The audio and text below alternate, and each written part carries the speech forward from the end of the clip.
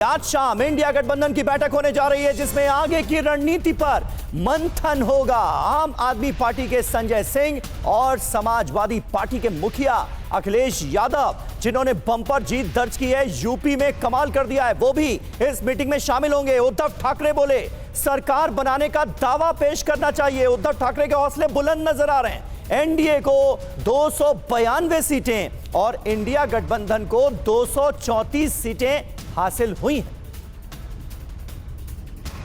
तो एक तरफ एनडीए में जश्न का माहौल है, तीसरी बार मोदी सरकार बन रही है, तो दूसरी तरफ इंडिया गठबंधन खेमे में 234 सीट हासिल करने के बाद जोश आई है और कांग्रेस बाकी सहयोगी दलों से बातचीत कर जोड़ तोड़ में जुट गई है ताकि सरकार बनाई जा सके। कल तो यह खबर भी आई थी कि कांग्रेस चंद्रबाबू नायडू और नीतीश कुमार से फोन पर बात कर चुकी है, क्योंकि इस वक्त ये दोनों ही नेता किंग मेकर की भूमिका में है। जी हां, और आइए अब आपको बताते हैं कि आज इंडिया गठबंधन का एजेंडा क्या रहने वाला है।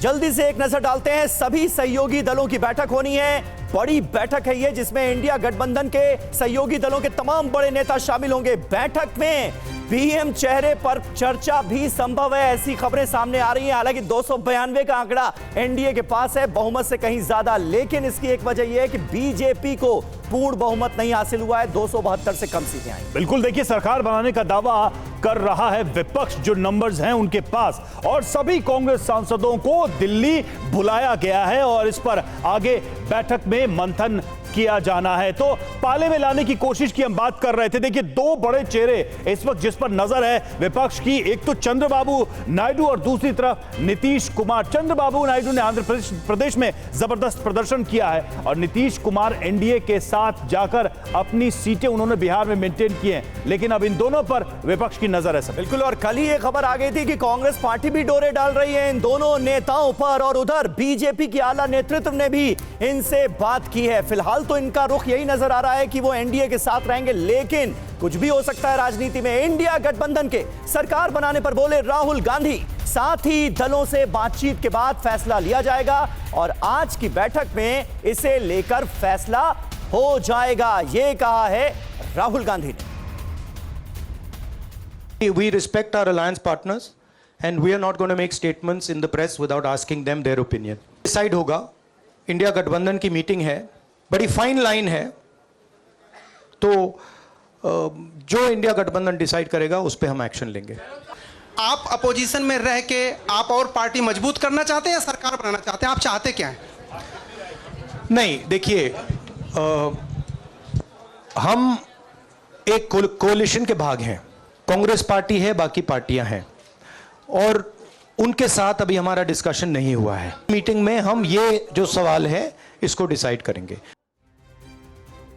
और हमारे सहयोगी कुमार विक्रांत इस वक्त हमारे साथ जुड़ रहे हैं। कुमार, कांग्रेस पार्टी की और पूरे इंडिया गठबंधन की स्ट्रैटेजी क्या नजर आ रही है? जो आंकड़े हैं सीटों के, वो सीधे तौर पर इस बात का जनादेश कि विपक्ष में रहना चाहिए, लेकिन इंडिया गठबंधन के तमाम दलों की तरफ से आवाज ये उठ रही है कि सरकार बनाने का दावा पेश करना चाहिए। जी बिल्कुल, निश्चित तौर पर कांग्रेस पार्टी इस पर आगे बढ़कर कदम नहीं उठाना चाहती है। वो चाहती है कि उद्धव ठाकरे, शरद पवार, अखिलेश यादव, ममता बनर्जी, केजरीवाल की पार्टी, ये लोग मिलकर के कोई फैसला करें जिस पर कि कांग्रेस पार्टी अपनी राय रखे। लेकिन सूत्र ये बता रहे हैं कि शरद पवार नवीन पटनायक और नीतीश कुमार के संपर्क में है, वहीं रेवंत रेड्डी और अखिलेश यादव चंद्रबाबू नायडू के संपर्क में है। तो निश्चित तौर पर इन दोनों दलों पर डोरे डाल रहा है अलायंस। और जैसा कि उद्धव ठाकरे ने कहा कि कल पीएम पद पर चर्चा हो जाएगी और सरकार बनाने का दावा पेश करना चाहिए, तो तमाम सहयोगी दलों का ये मानना है कि सरकार बनाने की कोशिश करनी चाहिए, जिससे कि जो तमाम फैसले हैं मोदी सरकार के पिछले उनको पलटा जा सके। लेकिन इतनी राह आसान नहीं है। कांग्रेस जल्दबाजी में कोई कदम उठाते हुए दिखना नहीं चाहती है, इसलिए राहुल गांधी और मल्लिकार्जुन खड़गे ने कहा कि आज शाम को 6 बजे जो बैठक होगी इंडिया गठबंधन की, उसमें अगला फैसला लिया जाएगा। लेकिन अंदर खाने जो हमारे सूत्र बता रहे हैं कि लगातार डोरे डालने की कोशिशें जारी है नीतीश कुमार, नवीन पटनायक और चंद्रबाबू नायडू पर। शुक्रिया आपका इस जानकारी के लिए, इस अपडेट के लिए।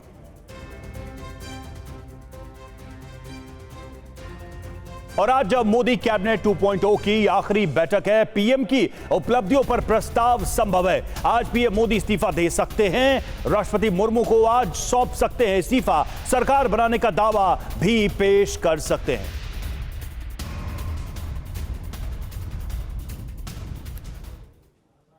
तो देखिए, तो आज मोदी सरकार के दूसरे कार्यकाल की आखिरी कैबिनेट बैठक होने जा रही है और मुमकिन है, संभव है कि आज पीएम मोदी राष्ट्रपति द्रौपदी मुर्मू को इस्तीफा सौंपकर 17वीं लोकसभा भंग करने की सिफारिश करें, ताकि नई सरकार यानी मोदी 3.0 का रास्ता साफ हो जाए। वहीं कैबिनेट बैठक में प्रधानमंत्री की उपलब्धियों को लेकर एक प्रस्ताव पारित हो सकता है, यह खबर भी आ रही। इन सब के बीच तीसरी जीत से बीजेपी कार्यकर्ताओं में उत्साह है। कल पीएम मोदी का बीजेपी मुख्यालय पर भव्य स्वागत किया गया। इस दौरान पीएम मोदी ने कई बड़े ऐलान भी कर दिए, जैसे विकसित भारत का संकल्प एक बार फिर दोहराया गया, भ्रष्टाचार मुक्त भारत के संकल्प को और मजबूत करने की बात कही गई, किसान और गरीबों के उत्थान का भरोसा दिलाया गया।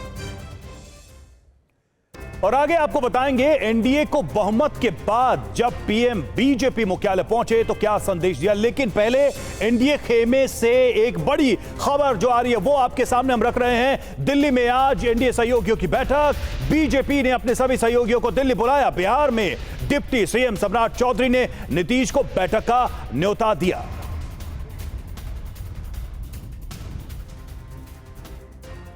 और प्रधानमंत्री मोदी ने जीत के बाद संबोधन में एजेंडा क्लियर कर दिया कि वो अपना तरीका नहीं बदलेंगे, भ्रष्टाचार पर प्रहार जारी रहेगा।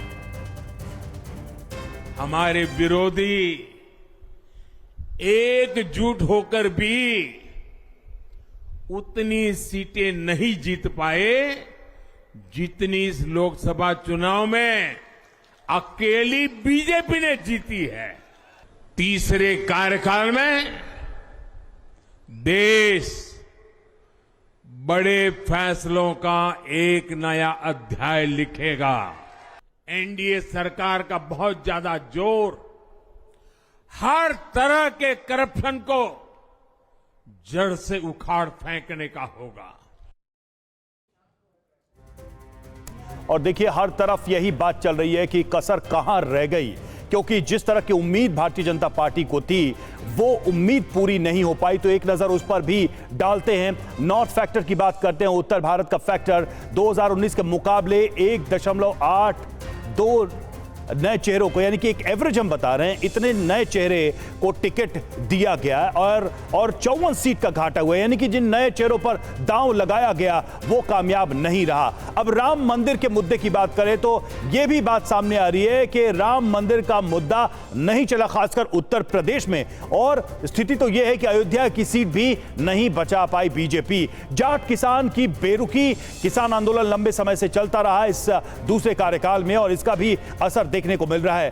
पिछड़े वोटर्स से दूरी भी नजर आई। आनंद पांडे हमारे साथ इस वक्त जुड़े हुए हैं। आनंद, सवाल यही उठ रहा है कि बीजेपी के तमाम बड़े दिग्गज नेताओं ने अब तक जो कहा, अब तक जो समझा नतीजों को, उसमें क्या संदेश दिखाई दे रहा है कि कसर कहां रह गई, कमी कहां रह गई? बिल्कुल, जो बीजेपी की कल जो शुरुआती एक बैठक हुई थी, उस बैठक में ये निकल के आया कि अपने ही लोगों ने, यानी कि बीजेपी के लोगों ने बहुत सारी सीटों पर अपने प्रत्याशियों को हराने का काम किया और सीधा उसका जो पहला इम्पैक्ट जो देखने को मिला वो उत्तर प्रदेश में दिखा। उत्तर प्रदेश में भी खासतौर पर पूर्वांचल पे, जहाँ पे बीजेपी की भारी दुर्गति हुई है और बीजेपी के बड़े बड़े नेता पूर्वांचल में आ रहे हैं। इसके अलावा बीजेपी का जो असेसमेंट है उसके मुताबिक जो स्थानीय मुद्दों पर, ज्यादातर चुनाव जो है स्थानीय मुद्दों पर लड़ा गया, स्थानीय कैंडिडेट्स को देखा गया और साथ ही साथ जात के आधार पर भी वोटिंग हुई बीजेपी को, यह लगता है जिसके चलते बीजेपी की सीटें कम रही। और यही वजह है कि कल प्रधानमंत्री नरेंद्र मोदी जिसका आप जिक्र भी कर रहे थे, उन्होंने कहा कि तीसरा कार्यकाल जो है वो बड़े फैसलों का रहेगा, करप्शन पे चोट की जाएगी। लेकिन जैसा कि आपने बताया कि इस बार जो सत्ता की चाबी जो है जेडीयू और टीडीपी के हाथ में है और यही वजह है कि आज एनडीए की बैठक में जो 4 बजे प्रधानमंत्री के आवास पर रखी गई है, एक तरह से पूरा जो एनडीए एकजुट होकर प्रधानमंत्री नरेंद्र मोदी में भरोसा जताएगा और ये उम्मीद, ये उन पर भरोसा जता के ये कहेगा कि अगर देश का विकास चाहिए, जनता का हित चाहिए, भ्रष्टाचार पर अगर चोट करनी है तो वो सिर्फ और सिर्फ प्रधानमंत्री नरेंद्र मोदी की अगुवाई में एनडीए ही कर सकता है। बिल्कुल, तो इस तरफ मोदी 3.0 की तैयारियां हो रही हैं, एनडीए ये बताने की कोशिश में कि हम पूरी तरह से एकजुट हैं, और उधर इंडिया गठबंधन की तरफ से भी दावे बड़े बड़े किए जा रहे हैं। यहां तक कि सरकार बनाने का दावा पेश किया जाना चाहिए, ये कह दिया है उद्धव ठाकरे ने। देखना होगा कि उनकी मीटिंग में भी क्या होता है। पीएम मोदी पर विपक्ष ने करारा हमला किया है। संजय राउत बोले, जनता का मोदी को यह फेयरवेल है। ममता बनर्जी ने कहा, यह मोदी की नैतिक हार है, उन्हें इस्तीफा दे देना चाहिए।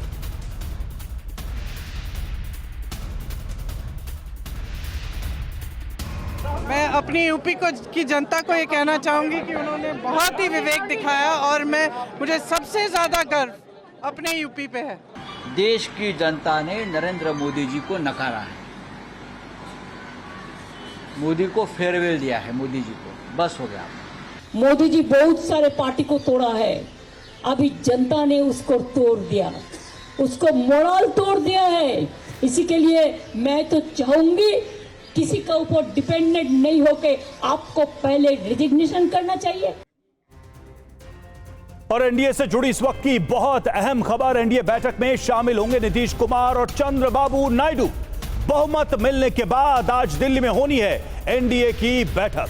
तो ये बहुत अहम खबर, राज्य एनडीए की बैठक, और इस बैठक में चंद्रबाबू नायडू और नीतीश कुमार शामिल होंगे। और देखिए, एनडीए की बैठक के लिए दिल्ली आ रहे हैं नीतीश कुमार। ये एक अहम खबर और आ रही है, सुबह 11 बजे पटना से दिल्ली के लिए वो रवाना होंगे। आज दिल्ली में होगी एनडीए की बैठक, और जिन दो नेताओं पर सबकी नजरें हैं, उनमें से एक नीतीश कुमार और दूसरे चंद्रबाबू नायडू। कुमार कुंदन हमारे संवाददाता इस वक्त हमारे साथ मौजूद हैं। ये दोनों ही नेता कुमार अचानक से बहुत इंपॉर्टेंट हो गए हैं एनडीए के लिए, बीजेपी के लिए, और इन पर नजरें आज होंगी कि क्या वो एनडीए के साथ इंटैक्ट हैं या नहीं, क्योंकि इंडिया गठबंधन की तरफ से डोरे तो डाले जा रहे हैं इन दोनों नेताओं पर।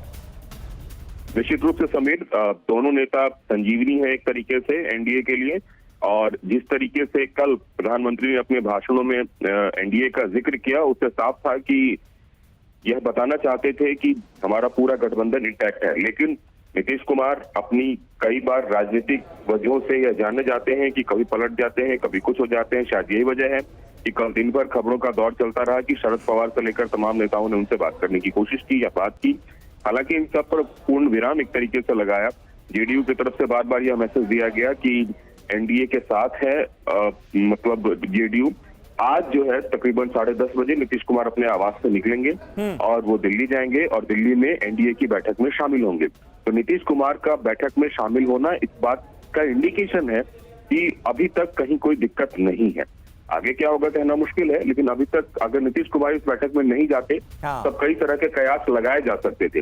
याद होगा समीर, जब प्रधानमंत्री का नॉमिनेशन था तो उस नॉमिनेशन में नीतीश कुमार नहीं आए थे अपने स्वास्थ्य की वजह से। तो उस समय कई तरह की चर्चाएं शुरू होने लगी थी कि ऐसा क्या हुआ कि नीतीश कुमार बनारस नहीं आए। बिल्कुल, और ऐसे में इन दोनों नेताओं पर सबकी नजरें होंगी। नजर बनाकर रखिएगा। कुमार कुंदन आपसे हर जानकारी आगे भी लेते रहेंगे। तो शाम 4 बजे एनडीए की ये बैठक मुमकिन है जिसमें नीतीश कुमार और चंद्रबाबू नायडू दोनों मौजूद रहेंगे।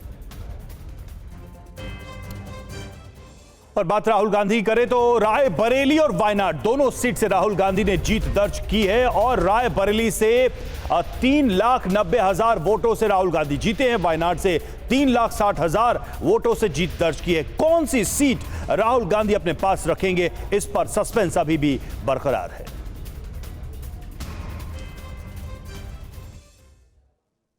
और आइए, राहुल गांधी की बात हो रही है तो आपको दिखा देते हैं कि वो अपनी दोनों सीटों पर कितने वोटों से जीते हैं। राहुल गांधी की बम्पर जीत कहा जा सकता है इसे, दोनों ही सीटों पर। सबसे पहले रायबरेली की बात करते हैं। 3,90,000 से ज्यादा वोटों से यहां पर राहुल गांधी ने जीत दर्ज की है, और वायनाड में भी आंकड़ा लगभग वही है। बिल्कुल, वायनाड की बात करें 3,64,422 वोटों से जीत की है, यानी कि लगभग 3.25 लाख की बात करें अगर दोनों को देखें तो ऑन एवरेज दिखाई देता है कि इस अंदर से उन्होंने जीत दर्ज की है दोनों सीटों से। और राहुल गांधी ने रायबरेली और वायनाड दोनों सीटों से जीत हासिल की है, लेकिन वो कौन सी सीट छोड़ेंगे और कौन सी अपने पास रखेंगे, इस बारे में राहुल ने खुद एक वीडियो जारी करके संदेश दिया है, मैसेज दिया है। जो आपने मुझे भारी सपोर्ट दिया, भारी बहुमत से आपने जिताया, इसके लिए आप सबको बहुत बहुत धन्यवाद। मुझसे पूछा जा रहा है कि मैं वायनाड का एमपी रहूंगा या रायबरेली का। मैं तो दोनों का रहना चाहता हूं। धन्यवाद, जय हिंद, कांग्रेचुलेशंस और बधाई आप सबको। नमस्कार। तो देखिए, मैं तो दोनों जगहों का सांसद रहना चाहता हूं, दोनों ही कॉन्स्टिट्यूएंसीज को रिप्रेजेंट करना चाहता हूं, राहुल गांधी ये कह रहे हैं। लेकिन हकीकत ये है कि एक सीट तो छोड़नी ही होगी। लेकिन हमारे पास ये बड़ी खबर आ रही है कि रायबरेली सीट को चुन सकते हैं राहुल गांधी। ज्यादा वोट वाली सीट से तय होगा फॉर्मूला। और जीत का बड़ा अंतर कहां पर नजर आ रहा है? रायबरेली में। अगर वायनाड से तुलना की जाए, 1999 में सोनिया गांधी ने यही फॉर्मूला अपनाया था। राहुल गांधी को रायबरेली में वायनाड से ज्यादा वोट हासिल हुए। तो सवाल यही है कि कौन सी सीट राहुल गांधी छोड़ेंगे, जरा उस पर भी नजर डालते हैं। रायबरेली की अगर हम बात करें तो देखिए, रायबरेली और वायनाड सीट पर राहुल गांधी के परिवार में चर्चा चल रही है। जहां से ज्यादा वोटों से जीते उसी सीट को रखने पर विचार की बात कही जा रही है। रायबरेली में ज्यादा वोट मिले इसलिए रायबरेली चुन सकते हैं समीर। बिल्कुल, और रायबरेली छोड़ने पर यूपी में गलत संदेश जाने का डर है। और यूपी में इंडिया गठबंधन को बड़ी सफलता हासिल हुई है, इसलिए मैसेज नहीं देना चाह रहा होगा इंडिया गठबंधन और कांग्रेस पार्टी। प्रियंका गांधी को वायनाड से चुनाव लड़ाया जा सकता है। देखिए, यह खबर भी सामने आ रही है। 1999 में सोनिया गांधी ने भी यही फॉर्मूला अपनाया था। तब सोनिया गांधी रायबरेली और बेल्लारी से चुनाव लड़ी थी, लेकिन उन्होंने रायबरेली सीट अपने पास रखी थी। रवि, बिल्कुल, कुमार विक्रांत हमारे साथ इस वक्त हमारे संवाददाता जुड़े हुए हैं। कुमार विक्रांत, राहुल गांधी ने तो कहा अपने मैसेज में कि वो दोनों सीट से रहना चाहते हैं सांसद, लेकिन ये संभव नहीं है टेक्निकली। तो ऐसे में क्या यही सिचुएशन बन रही है कि प्रियंका वायनाड से और रायबरेली से राहुल मेंटेन रहेंगे? देखिए, एक त्रुटि सुधार कर लें। 1999 में सोनिया गांधी बेल्लारी और अमेठी से चुनाव जीती थी और अमेठी से ज्यादा वोटों से जीती थी, तो उन्होंने अमेठी को अपने पास रखा था और बेल्लारी को छोड़ दिया था। ऐसे ही 2024 में सूत्रों का एक कहना है कि क्योंकि राहुल गांधी वायनाड से ज्यादा वोटों से अमेठी से तकरीबन 3,90,000 वोटों से चुनाव जीते हैं और गांधी परिवार की परंपरागत सीट की बात है। सोनिया गांधी ने अपनी विरासत राहुल गांधी को सौंपी है। 1921 से माफ कीजिएगा 1921 से लेकर 2024 तक के रिश्ते का हवाला दिया है गांधी परिवार ने। तो ऐसे में उत्तर प्रदेश में जो नतीजे आए हैं, तो राहुल गांधी उसको देखते हुए रायबरेली सीट अपने पास रखेंगे और माना जा रहा है कि वायनाड को वो छोड़ेंगे। और जब पारिवारिक रिश्ते की वो बात करेंगे तो ऐसे में प्रियंका गांधी का नाम सबसे ऊपर है। चलिए देखना होगा कि ये जो खबरें आ रही हैं इस पर आखिरकार मोहर कब लगती है। शुक्रिया आपका हमसे जुड़ने के लिए, इस जानकारी के लिए।